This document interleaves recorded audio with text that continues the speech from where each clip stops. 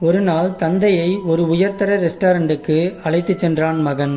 தந்தையோ வயது முதிர்ந்தும் கொஞ்சம் இயலாமலும் இருந்தார். அவர் சாப்பிட்டு கொண்டிருக்கும் போது பலவீனமாக இருந்ததால் சோற்று பருக்கைகளும் உணவு துண்டுகளும் அவரது சட்டை ஜீன்ஸ் மேலும் தரையிலும் விழுந்து கொண்டிருந்தது. பக்கத்தில் இருந்து சாப்பிடுவோர் இதை பார்த்து தங்கள் முகத்தை சுளித்து கோணல் மாணலாக்கி மகனை பார்த்து முறைத்து கொண்டு இருந்தனர்.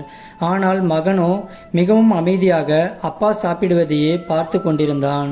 இருவரும் சாப்பிட்டு முடித்ததும் மகன் எந்த தயக்கமும் இல்லாமல் தனது தந்தையை ஓய்வு அறைக்கு அழைத்துச் சென்று அவரது முகத்திலும் ஆடையிலும் ஒட்டியிருந்த உணவு துண்டுகளை துடைத்து கழுவி அவரது தலையை வாரி அவரது கண்ணாடியையும் துடைத்து அவருக்கு மாட்டினான்.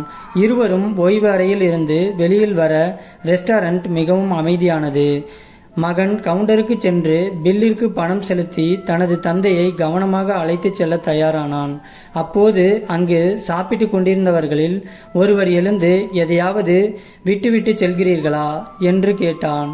அம்மகனோ இல்லையே, நான் எதையும் மிஸ் பண்ணவில்லை என்றார்.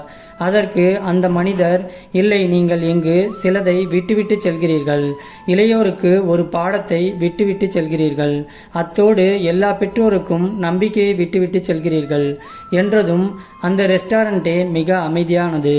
மிகப்பெரிய மதிப்பு என்னவென்றால், நம்மை கவனமாக பார்த்து கொள்ள வயது முதிர்ந்தோரை நாமும் கவனமாக பார்த்து கொள்ளவும். நமது பெற்றோரும் முதியோரும் தங்கள் வாழ்வில் நேரத்தை, பணத்தை, நிபந்தனையற்ற அன்பை எமக்காக தியாகம் செய்ததோடு எம்மை மிகுந்த மரியாதையோடு பார்த்து கொண்டார்கள்.